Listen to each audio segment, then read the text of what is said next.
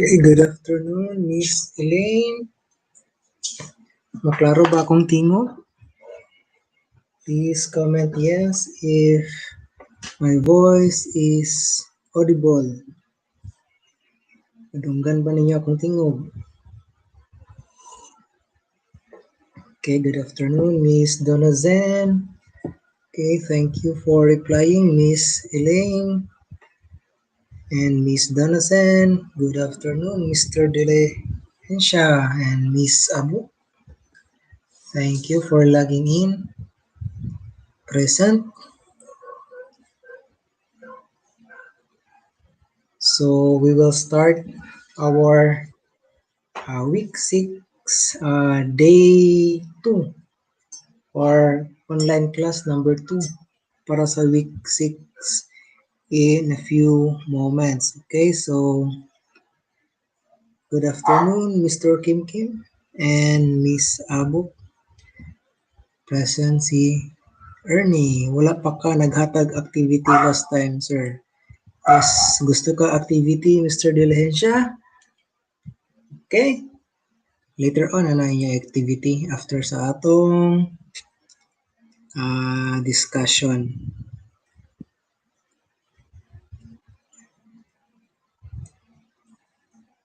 Okay, later on na activity.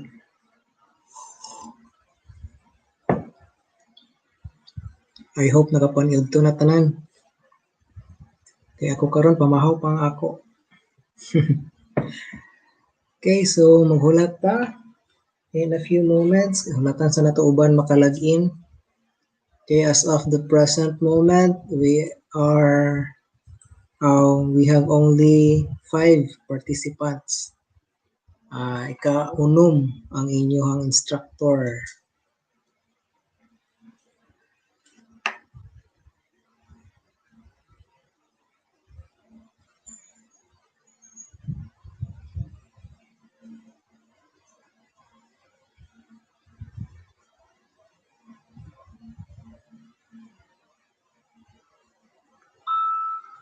Okay, so hulatan sa nato gamay.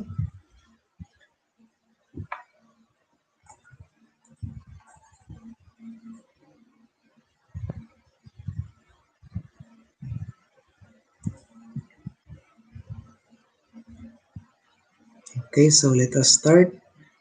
I hope maka-appeal ang uban. Later sa ato ang klase.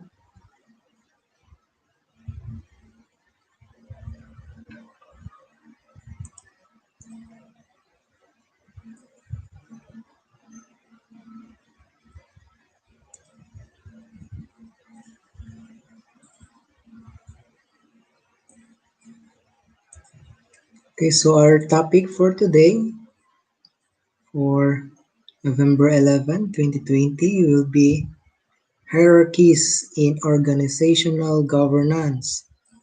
So your learning outcome, explain the typology of organizational structure in hierarchies. Okay, sa atong typology of organizational structure, so tulo na sila kabuok. So first, atong i-discuss is hierarchy. And then sunod na is market, and then ang sunod po na is network. So for today, ato asang i-discuss ang hierarchies sa organizational governance or organizational structure. Okay? So I hope maka-log-in na ang uban. Intro sa'yo pa.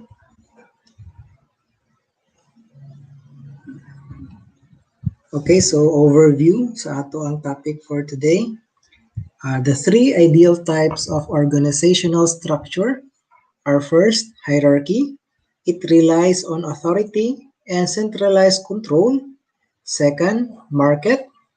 It relies on prices and dispersed competition. And lastly, the third one, network. It relies on trust across webs of association. So before we proceed, let me just copy paste this to your live chat para inyong makita. Okay, so first we have here hierarchy. Then second, market.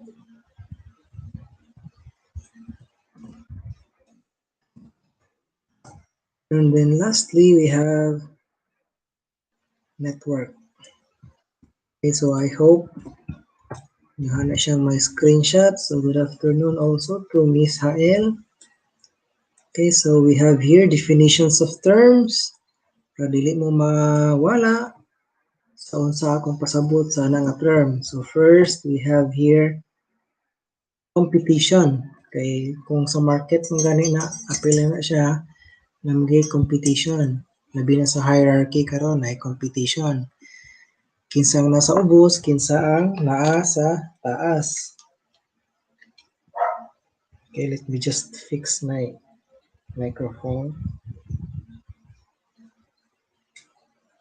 Okay, so next, before we proceed, so competition, the person or people with whom one is competing, especially in a commercial or sporting arena or sa imuhang opposition. So sa ato karon kay sa government mata competition nimo sa government.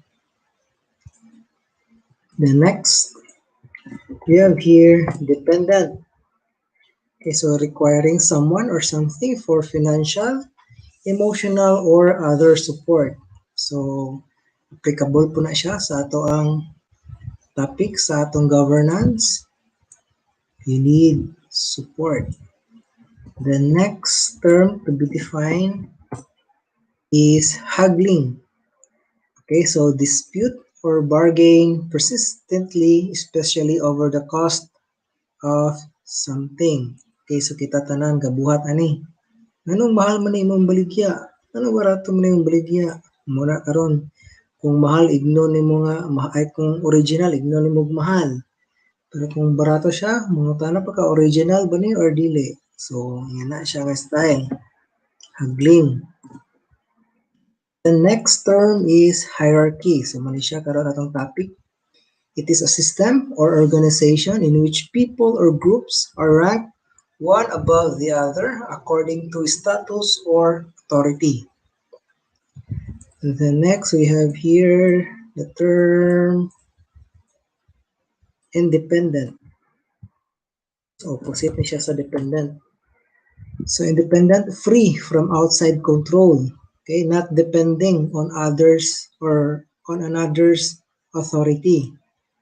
And then next we have interdependent. So when you say interdependent, so dependent siya on each other. So muna siyang in between siya dependent o sa independent, which is interdependent. And then we have here homogeneous. Kung sa science pa, nani sa inyong klase sa science, homogeneous, from Greeks, homogeneous, from homo, same, or genus, race, kind. And then we have here market, which will be our next topic for next week. Okay, it is a group of people who exchange information, contacts, and experience for professional or social purposes. Then we have another term, reciprocity. The practice of exchanging things with others for mutual benefit. especially privileges granted by one country or organization to another. Okay, so good afternoon, Mr. Lumansod. And the next term to be defined is the term state. A nation or territory considered as an organized political community under one government. So, ang Pilipinas is one state. We are under one government. Okay, lastly, the term is subordination. Okay, subordination, the action or state of subordinating or of being subordinate. Okay, meaning na kay gi-follow nga authority. Okay, so let's go to the introduction to organizational governance. So this introduction, ma-apply ninyo sa hierarchy, sa market, and sa network. Okay, so mura na siya nga introduction sa tulong. So let me read the introduction to organizational governance, and then I hope ma-open ang inyong GC kay mag-encode po ko dito sa inyong typology of organizational structure.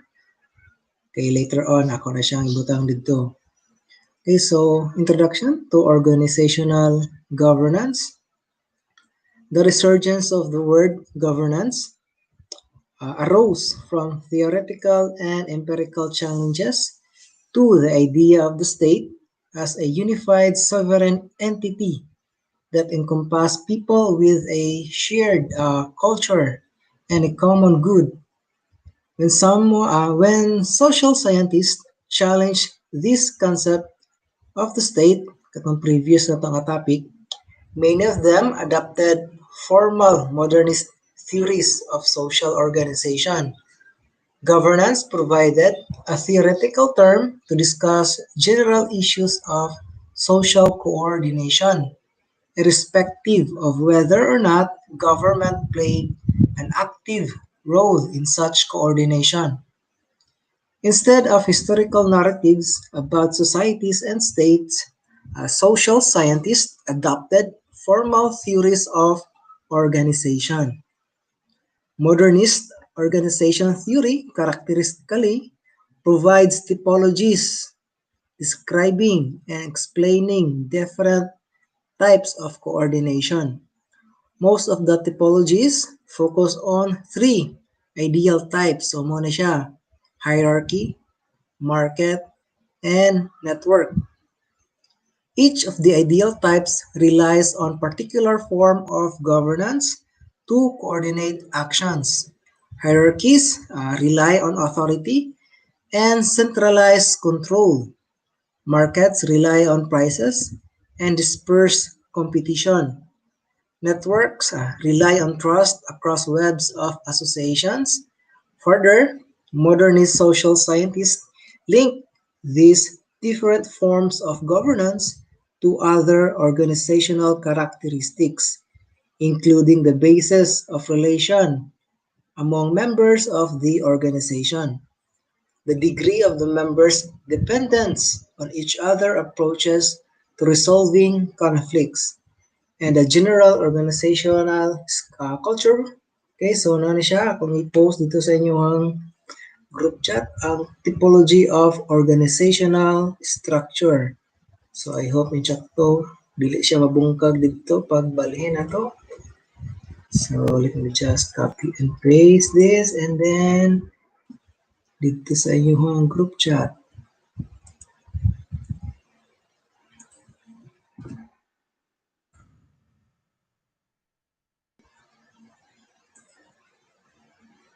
Okay, so bungkag man sa inyong group chat.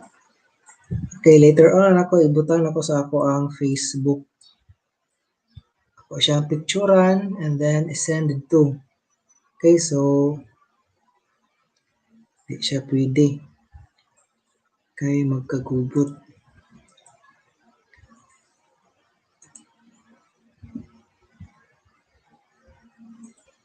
Okay, so dili siya pwede ma-copy paste dito.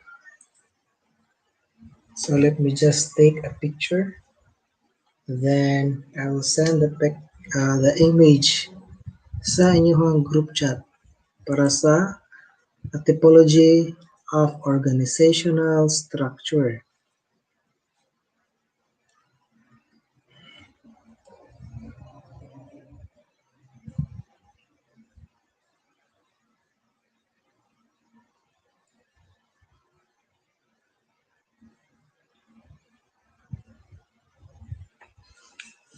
Okay, let me just edit the picture para mas clear.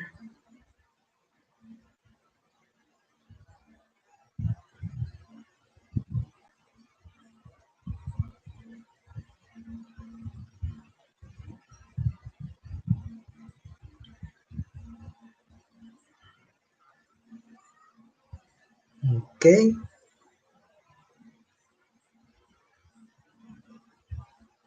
So I am posting now the typology of organizational structure.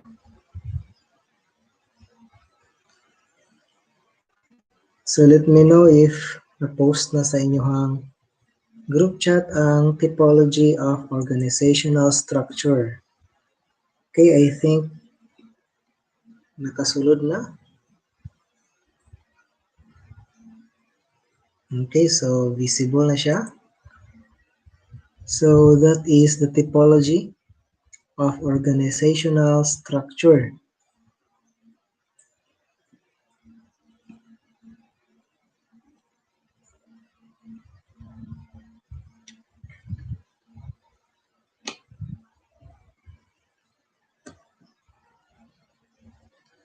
Okay, so here we have hierarchies, markets, and networks.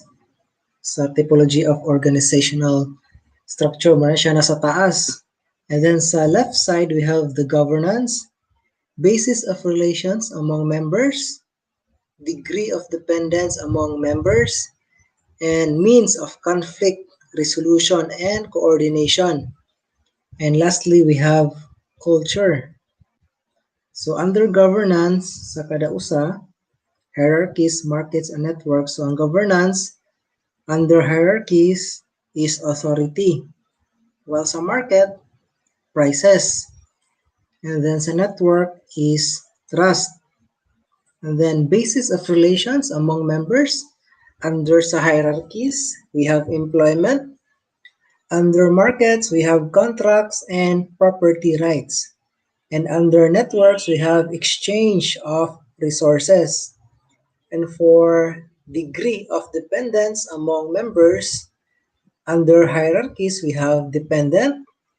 And in markets, we have independent. While in networks, we have interdependent. So, moto siya ganina atong mga definition of terms. So, magamit na ninyo diha ang definition of terms. And then next, we have means of conflict resolution and coordination. Under sa hierarchy, we have rules and commands. Under sa market, we have haggling.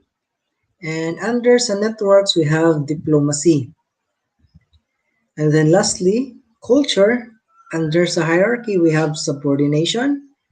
Under sa market, we have competition. And lastly, under sa network, we have reciprocity. Okay, so that is the a typology of organizational structure.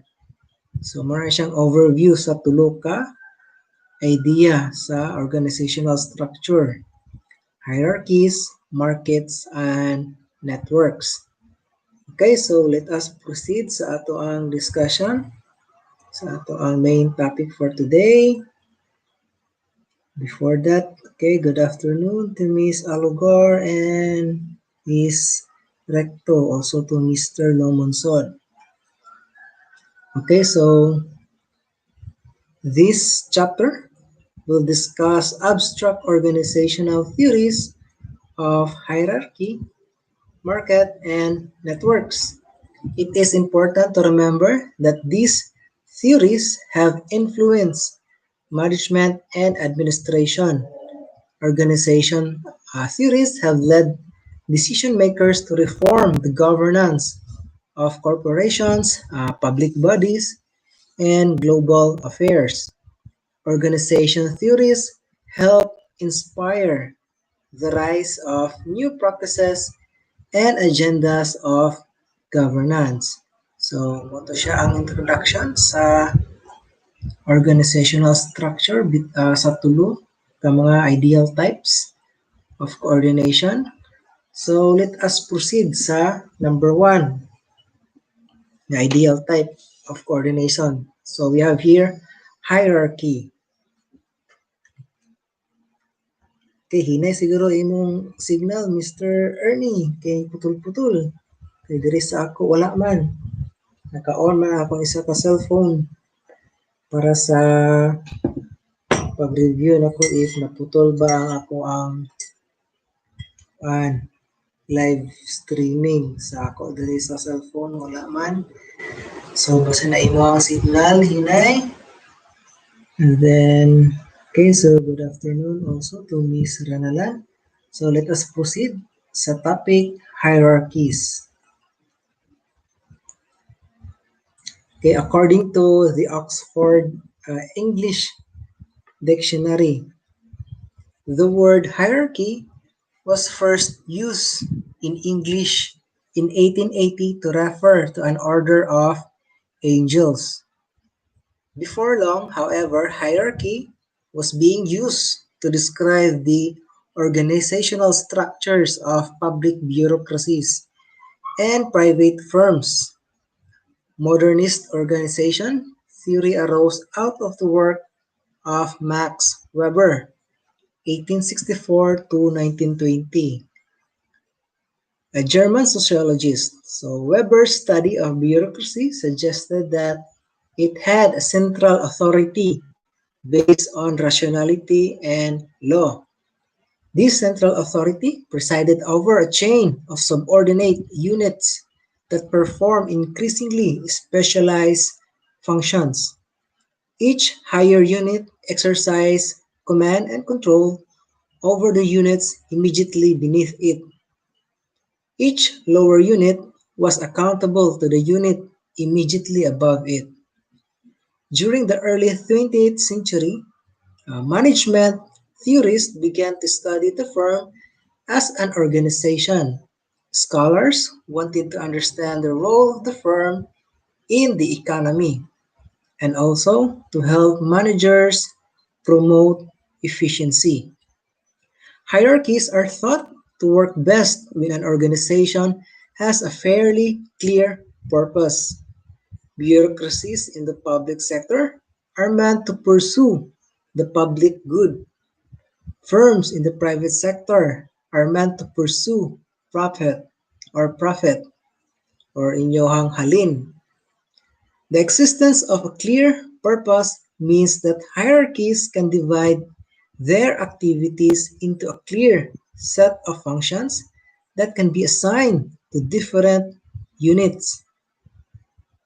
Further, the function of each unit can be divided into subsets that can be assigned to subunits. The result is a nested or pyramidal structure of units, each consisting of subunits all the way to the bottom. There might be 20 units at the bottom overseen at the next level up by 7 units overseen by 3, which are then controlled by the 1 unit at the apex or at the top of the organization. This pyramidal structure means that hierarchies can divide complex tasks into more manageable ones. Consequently, hierarchies encourage a division of labor and thus specialization. Each unit has its specialized function and a specific task. Higher level units coordinate the various functions of the lower level units. Other characteristics of modern hierarchies follow from this specialization.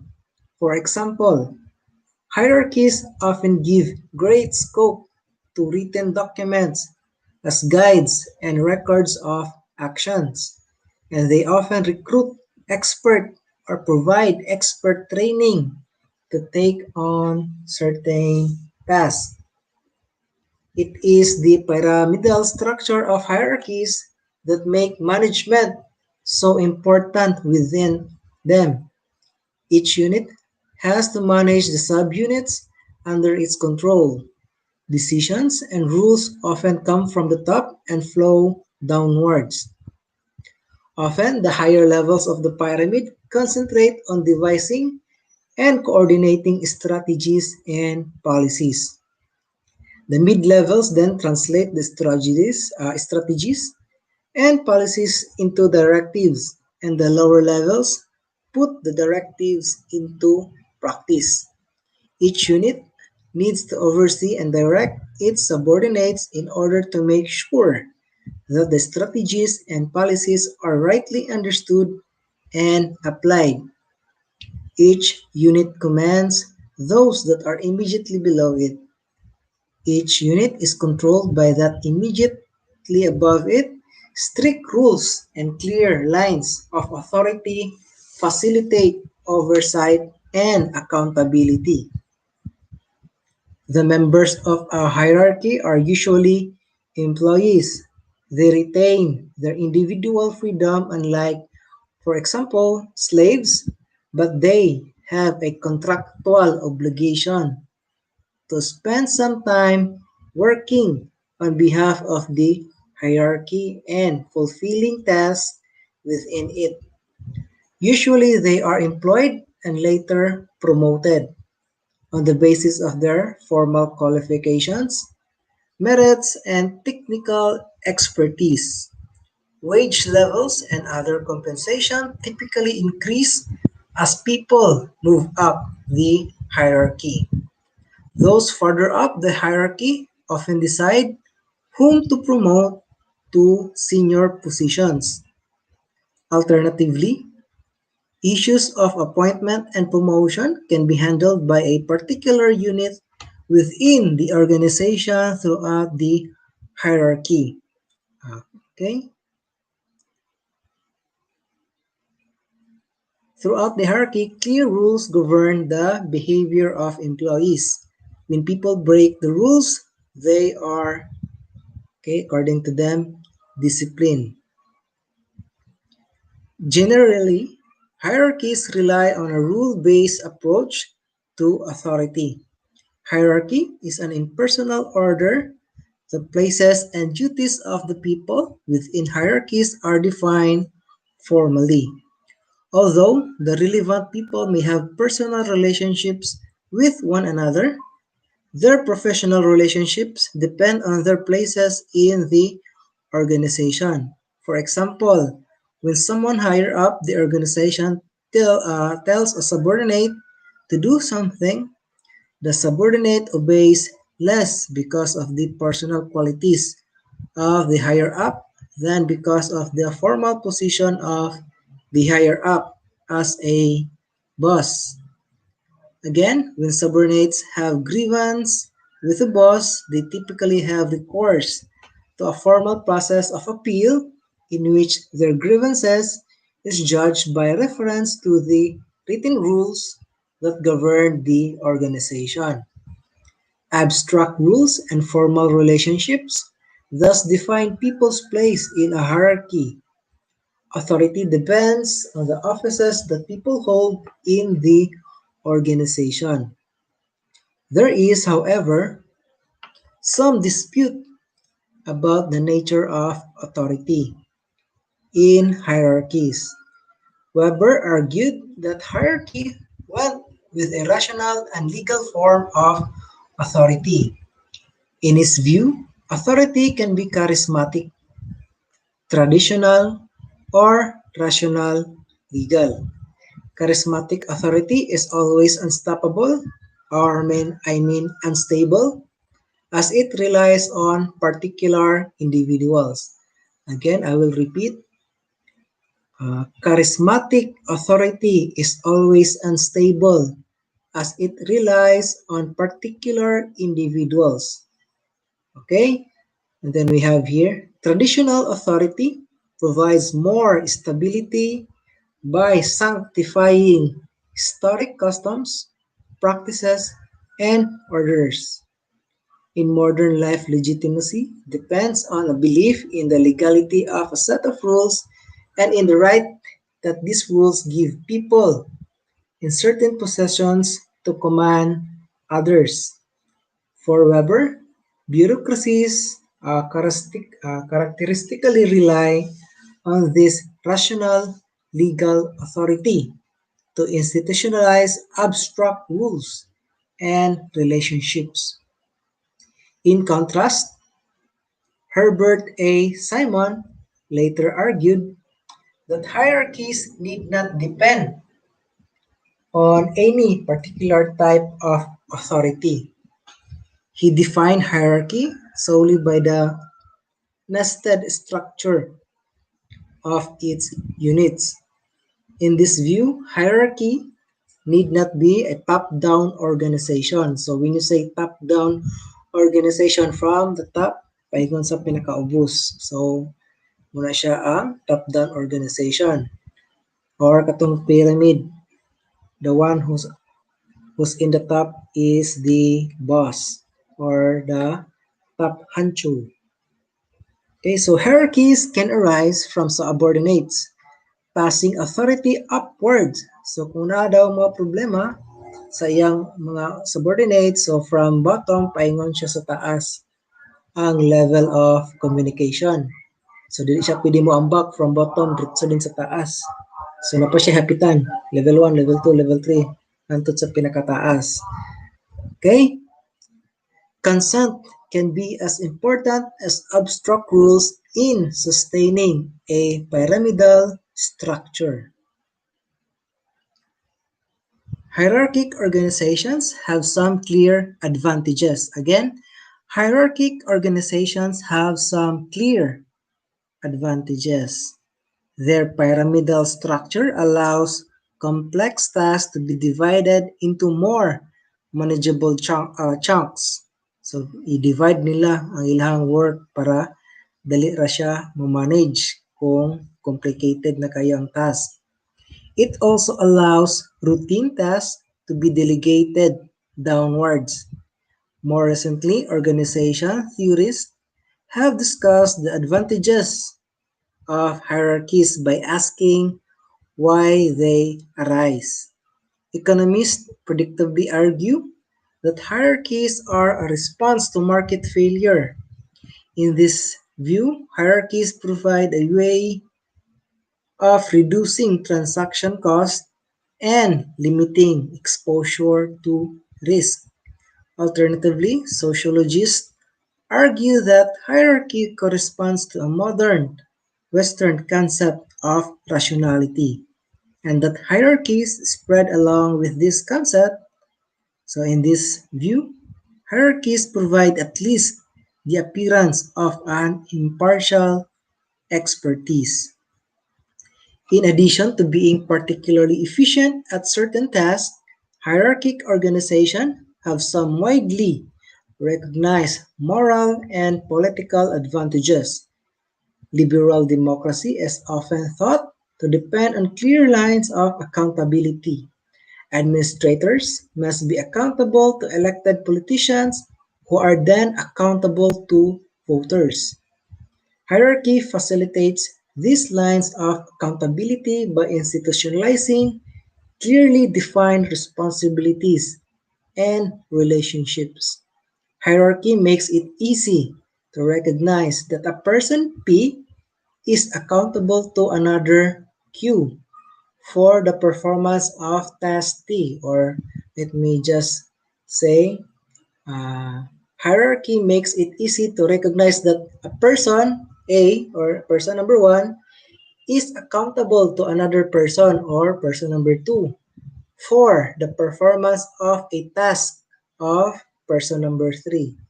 Okay? Accountability is, moreover, an important aspect of many other public goals.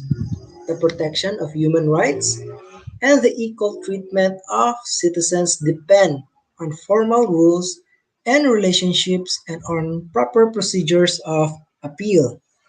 Formal rules and relationships are a barrier to corruption and official bias.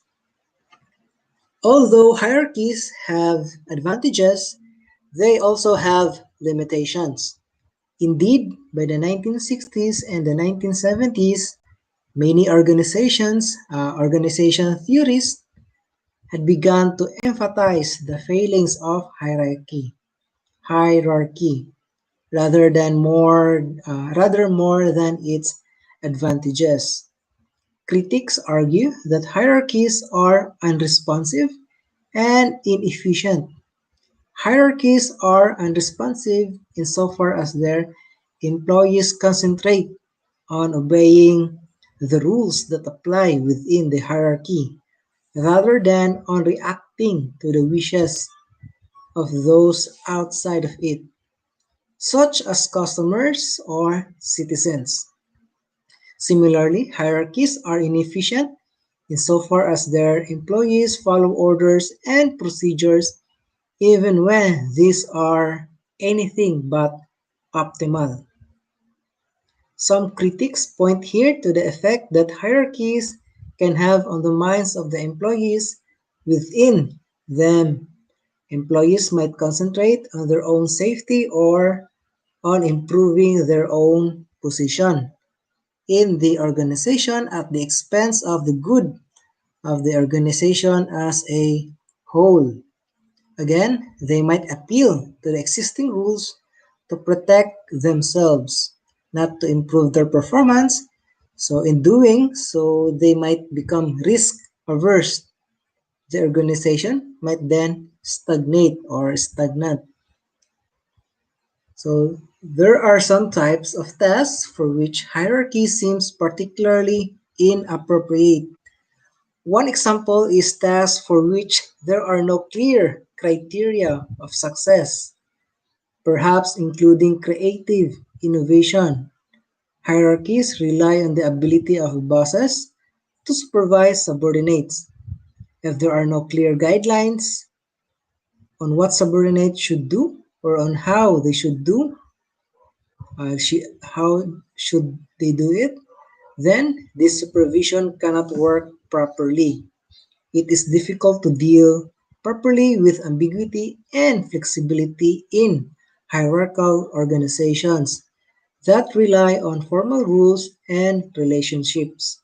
Another example is change and adaptation.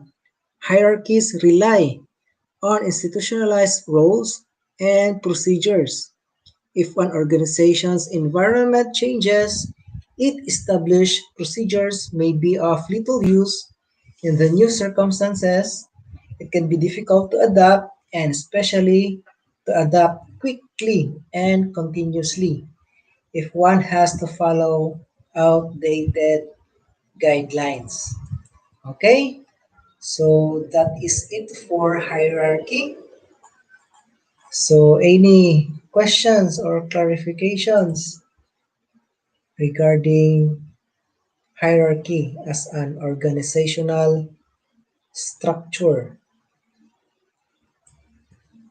Okay, so good afternoon to Miss Yagi, Hardin, and Miss Amora.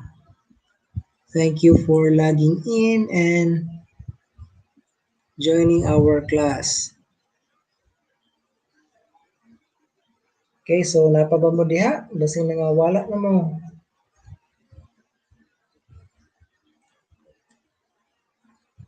Are you still there? Okay, hinay ko na ang signal ni Mr. Lumunsod.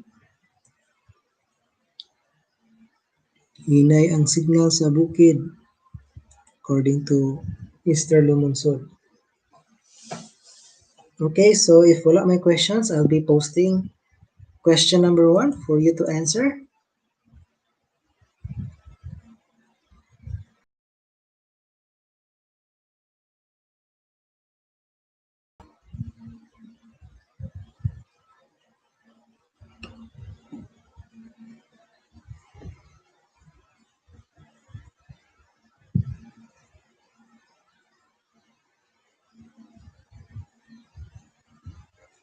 Okay. So, naapa sir. Okay, thank you. Kaya naapa mo.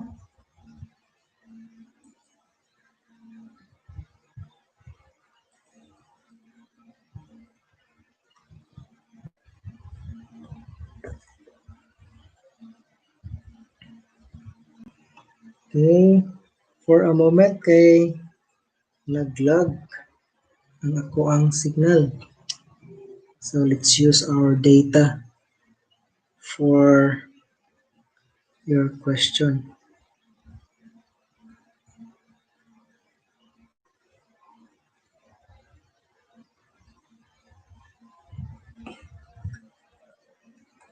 Data sa cell phone. Okay, you can answer your question. So that is question number 1.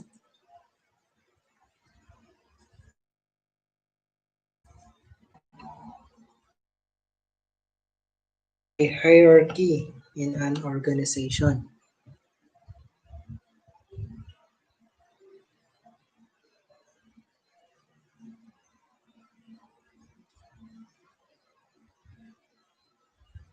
Okay, so I'll be waiting sa inyong mga answers. You can answer using FB Messenger or sa atuang live chat sa live. Okay? So we still have like 14 minutes of class time before mag-end ang atuang class.